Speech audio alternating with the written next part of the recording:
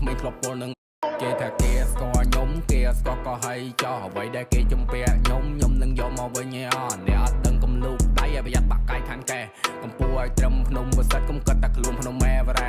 ក្មេងធ្លាប់ដើរទៅធ្លាប់យល់ក្មេងធ្លាប់ពលនឹងមកជាឋានខ្ញុំធ្លាប់ដើរទៅធ្លាប់ដួលស្លាប់ទីឈ្នួលគេលៀងចានចូលពលលោក industry តែគេមើលខ្ញុំឃើញពីសន្តានក្មេងចេញពី edit skill ដើររាវពីក្នុងសត្រឹមតែស្នាម